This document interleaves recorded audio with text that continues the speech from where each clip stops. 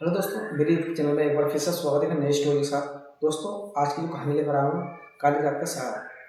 ये कहानी की माया की है जो आज से करीब 40 साल पहले पीछे वाले समय में हमें जाने को मजबूर करती थी। माया बचपन से ही बहुत साहसी और निडर थी, क्योंकि उसे डर ही नहीं जाने करता था। अभी 14 वर्ष की हुई थी। जो भी उसे देखता वो यही कहता कि अभी तो ये इतनी छोटी है, फिर भी इतनी साहसी। और अपने माता पिता को इकलौती संतान होने के कारण वो बहुत सी लाड़ प्यार से पली थी। उसके माता पिता उसे अपनी जान से भी ज़्यादा प्यार करते थे, क्योंकि जब एक इंसान को कोई भी होता है तो वो उसे ऐसे ही प्यार करता है। एक दिन अपनी सहेलियों के साथ खेल रही थी और खेलते खेलते बहुत दूर निकल गई। आते वक्त रास्ते में अंधेरा हुआ है। उसके सहेलियों के घर पर उसके घर से पहले तो उसकी सहेलियाँ अपने घर चली गई।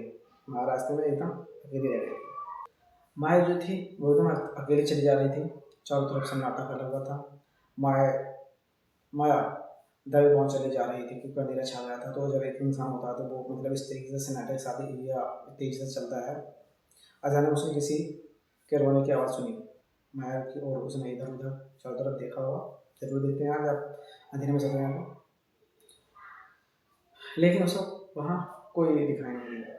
फिर से वो अपने रास्ते पर तेजी से आगे बढ़ने लगी। आगे तरफ बढ़ रही थी, अब माया अपनी मंजिल की ओर बढ़ी जा रही थी कि फिर से उसने किसी रोने की आवाज़ सुनाई दी। इस बार उसे कोई दिखा, और उसे कोई सफ़ेद कपड़ों का था जो रास्ते में थोड़ा हटकर झाड़ियों पर जा बैठा हुआ था और जोर जोर से रो रहा था, मानो उसे कितना दर्द हो रहा हो। इस तरीके से वो नाटक कर रहा था। ये सोचा कोई व्यक्ति, बूढ़ा व्यक्ति है जिसको मेरी मदद की जरूरत हो सकती है।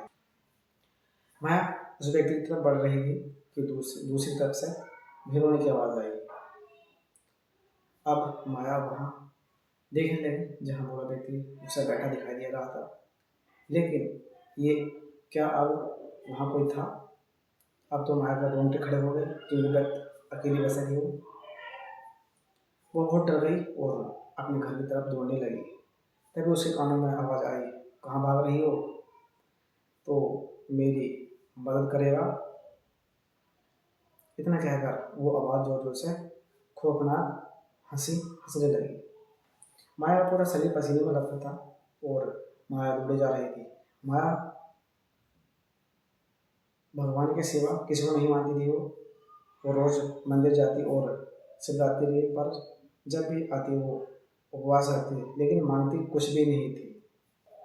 माया भागते भागते शिव जी को ये बात कह रही थी कि मैंने अभी आपसे कभी कुछ नहीं मांगा, लेकिन आज मुझे आपकी ज़रूरत है। मुझे घर जाकर मेरे माता पिता से मिलना है। कहते हुए रास्ते में बेहोश होकर गिर गई।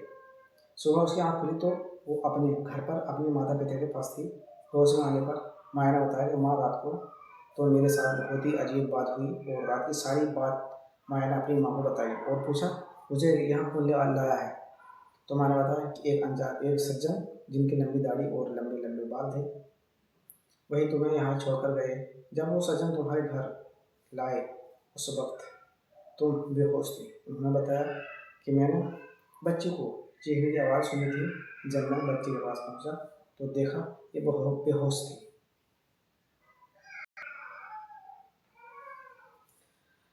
फिर मैं तुम्हें घर लेकर आए और कहा, आगे से इसका ध्यान रखना, इतनी देर रात को आगे से ये बाहर ना जाए। इतना कहकर वो सज्जन चले गए।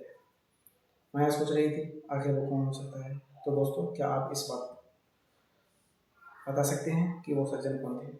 आपकी राय हमें कमेंट बॉक्स में ज़रूर बताएं।